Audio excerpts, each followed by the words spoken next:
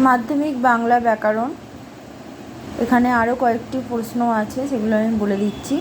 নিরপেক্ষ কর্তা কাকে বলে? বাক্যে যদি সমাপিকা অসমাপিকা ক্রিয়া থাকে তাহলে অসমাপিকা ক্রিয়ার কর্তাকে নিরপেক্ষ কর্তা বলে। যেমন তুমি এলে আমি যাব, এখানে তুমি নিরপেক্ষ কর্তা।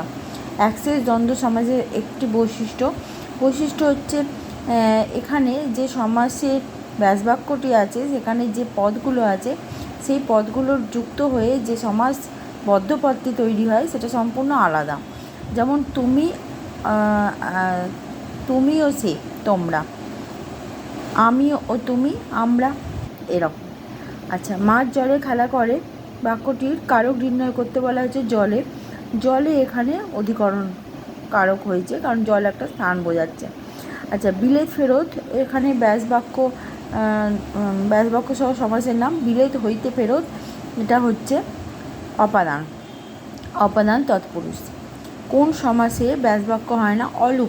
অলুপ সমাস, অলুপ তৎপুরুষ, অলুপ বহুব্রীহি। এখানে অলুপ দ্বন্দ্ব, ব্যাসবাক্য হয় না, কারণ যেরকম সমাসবাক্য থাকে বা ব্যাসবাক্য থাকে সেটাই হচ্ছে সমাসবদ্ধ পদ, আলাদা কোনো ব্যাসবাক্য হয় না। তির্যক বিভক্তি বলতে কী বোঝো? তির্যক বিভক্তি হচ্ছে এমন কিছু বিভক্তি যেগুলো সব কারকেই ব্যবহার করা হয়, সেগুলোকে তির্যক বিভক্তি বলে। যেমন এ হচ্ছে তির্যক বিভক্তি। উপমিত আর উপমান কর্মধারার মধ্যে একটি পার্থক্য। উপমান হচ্ছে যে দুটি বস্তুর মধ্যে যখন তুলনা করা হচ্ছে, সেই বস্তুর যে কারণে তুলনা করা হচ্ছে, সাধারণবাচক ধর্মটা সেটা সঙ্গে সমাস হয়, তখন সেটা উপমান। আর দুটি বস্তু যে তুলনা করা হচ্ছে সেই দুটি বস্তু পাশাপাশি বসে গেলে উপমিত। যেমন হচ্ছে পুরুষ সিংহ উপমিত, কাজল কালো উপমান।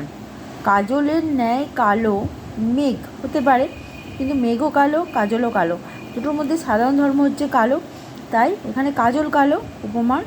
আর পুরুষ সিংহের ন্যায়, দুটোর সঙ্গে তুলনা করা হচ্ছে, পুরুষের সঙ্গে সিংহের, এটা উপমিত। সমাস শব্দের অর্থ কী? সমাস শব্দের অর্থ সংক্ষেপ।